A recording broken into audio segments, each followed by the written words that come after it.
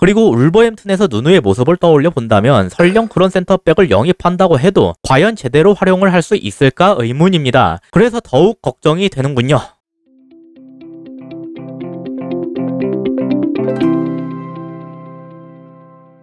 안녕하세요, 축구 보는 기자입니다. 토트넘 감독직으로 누가 온다는 얘기가 정말 오랫동안 이어졌었죠. 이제 드디어 그 기나긴 여정이 끝을 고했습니다. 근데 그 주인공이 누누 산투 감독이에요. 감독직을 채운 것은 기쁜 일이지만 참으로 우려스럽지 않을 수가 없습니다. 이따 전술적인 면도 다루겠지만 당장 단순하게만 봐도 이건 받아들이기 힘든 처사예요. 토트넘은 울버햄튼보다 명백하게 상위급 팀입니다. 근데 토트넘보다 아래인 울버햄튼에서 성적 부진으로 잘린 감독을 데려오다뇨. 하위권 팀 감독이 상위권 팀으로 오는 것 자체는 괜찮다고 생각합니다. 하지만 적어도 그 팀에선 괄목할 만한 모습을 보인 감독이어야 하죠. 그런데 누누라니 참 이해하기 어려운 선택입니다. 전술적으로 들어갔을 때 우려는 더욱 깊어집니다. 포메이션부터 살펴보죠. 누누 감독은 이번 시즌에 4백을 섞어 쓰기도 했지만 3백을 활용할 때 좋은 성적을 거두곤 했습니다. 토트넘 풀백들인 레길론과 도허티 모두 3백의 윙백이 어울리는 선수들이기 때문에 가능성은 더욱 높아지죠. 그래서 이전 영상에서 콘테가 부임한다면 잘 어울릴 것 같다고도 했고요. 하지만 누누 감독에 대해서는 반대의 입장인데 왜 그런지 수비와 공격 부분으로 나눠서 다뤄보겠습니다. 이건 첼시전에서 나타난 울버햄튼의 모습인데요. 누누 감독은 압박 지점을 상당히 낮추는 것을 선호하는 스타일입니다. 수비를 시작하는 지점은 보통 여기인데요. 하프라인의 안쪽, 그러니까 자기 진영에서부터 수비가 시작되는 편이죠. 수비를 할 때 전방에서부터 압박을 하는 것이 꼭 옳다고 생각하지는 않습니다. 중요한 건 어느 지점에서건 제대로 팀적으로 압박이 이루어지느냐 하는 것이죠. 결론부터 말씀드려서 누누 감독은 그게 안 되는 편이에요. 여기에서 3톱과 2 중미는 상대의 중미들에게 패스가 투입되지 못하도록 하는 것을 우선시하는 것처럼 보입니다. 그래서 첼시의 센터백 라인에 위치한 선수들은 우선적인 압박 대상에서 벗어나 있는데요.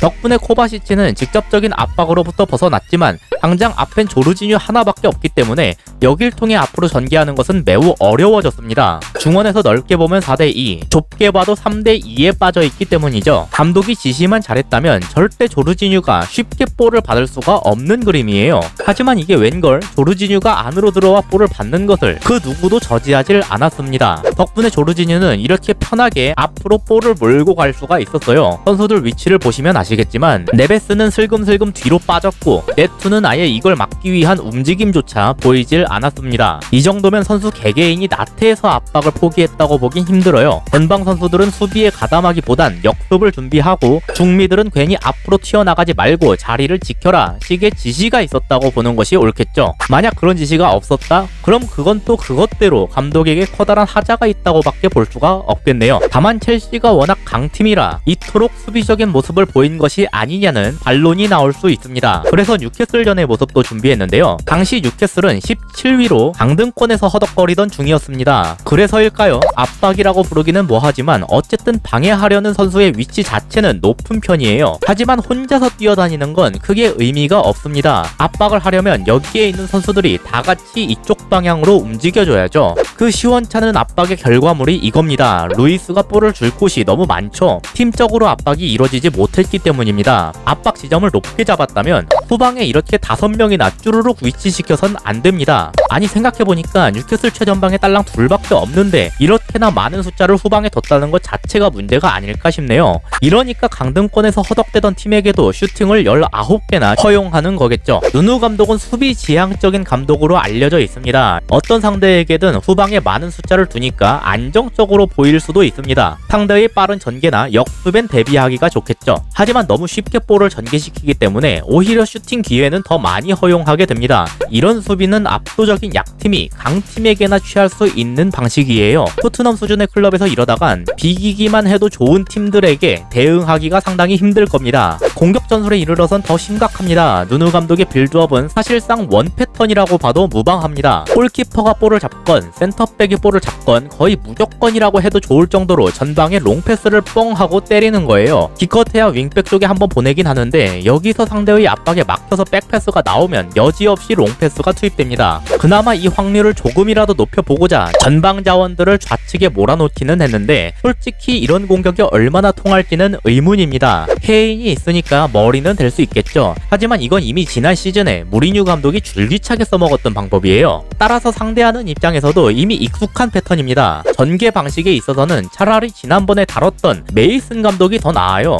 메이슨 감독은 공미 알리를 좌측 중미처럼 내리는 활용을 통해 후방에서 많은 숫자를 확보했습니다. 그리고 이를 통해 짧은 패스를 활용한 후방 빌드업을 가능하게끔 꾀했죠. 맡은 기간이 짧았기 때문에 성공적으로 팀에 잘 녹였다고 보긴 힘들었지만 나쁘지 않은 마무리를 했습니다. 그가 거둔 승리 중 하나에 누누 감독의 울버햄튼이 있다는 점은 아이러니하네요. 그럼 왜 롱패스만 보내느냐? 이건 누누 감독이 3백을 굉장히 옛날식으로 활용하기 때문입니다. 3-4-3 포메이션은 있는 그대로만 보면 중원에 둘밖에 없는 구조죠. 즉 상대 입장에서 중원을 틀어 막기가 아주 쉬운 형태라는 뜻이 됩니다. 그래서 3백을 쓰는 팀들의 대부분은 좌우측 센터백들에게 최소한 둘 중 하나의 움직임을 요구합니다. 직접 올라가서 중미 숫자를 확보하거나 풀백처럼 넓게 벌려서 측면 숫자를 늘려주거나 보통 후자의 방법을 많이 쓰고 있는데요. 첼시는 아스필리쿠에타가 이 역할을 맡고 있죠. 아스날의 아르테타도 3백을 쓸 땐 티어니를 통해 이런 방식을 구사했어요. 하지만 울버햄튼의 3백은 그런 모습을 거의 취하지 않더군요. 그렇다고 전방에 있는 선수 중 몇 명이 적극적으로 내려오는 것도 아닙니다. 따라서 중원에 딸랑 둘밖에 없는 상황이 조성됐고 강한 압박이 들어오는 프리미어리그에서 여길 통해 전진할 수 있을 리가 없으니 롱패스 외에는 선택지가 없게 되는 겁니다. 이 상황에선 결국 네베스가 외롭게 개인 능력으로 돌파하려다가 끊기면서 결정적인 기회를 허용했어요. 팀 스쿼드가 강하냐 약하냐의 문제가 아니라 이건 100% 감독의 전술 문제입니다. 전성기의 사비 에르난데스 같은 선수가 팀에 있지 않는 이상 이런 식으로는 절대 풀어나갈 수가 없습니다. 그렇다면 토트넘에 오면 어떨까요? 토트넘엔 다행히 롱패스가 훌륭한 토비 알더웨이럴트가 있습니다. 울버햄튼에서 롱패스를 도맡던 코너 코디 역할을 맡기기엔 충분할 거예요. 문제는 전진성을 갖춘 센터백은 현재의 토트넘에게도 없다는 겁니다. 그나마 다이어가 이런 모습을 가끔 취하기도 했지만 솔직히 믿업지 못한 것이 현실이에요. 그리고 울버햄튼에서 누누의 모습을 떠올려 본다면 설령 그런 센터백을 영입한다고 해도 과연 제대로 활용을 할 수 있을까 의문입니다. 그래서 더욱 걱정이 되는군요. 어쩌면 누누 감독은 초반기엔 약간 좋은 흐름을 탈지도 모릅니다. 워낙 빠른 역습과 다이렉트한 전개에 능한 모습을 보여주는 토트넘의 공격진이 버티고 있으니까요. 하지만 누누 감독의 방식은 전방 선수들에게 어마어마한 체력적 부담을 안깁니다. 낮은 위치에서 수비한 후 역습을 나가는 것이 가장 위협적인 공격 루트로 활용될 테니까요. 그럼 결국 리그 진행 중 어느 시점에서부터 급격한 하락세가 찾아올 확률이 높습니다. 이미 토트넘 부임 오피셜이 떴으니 부디 누누 감독이 토트넘에서 획기적으로 발전된 모습을 보일 수 있기를 바랍니다. 이상으로 오늘의 영상을 마치도록 하겠습니다. 시청해주셔서 감사합니다.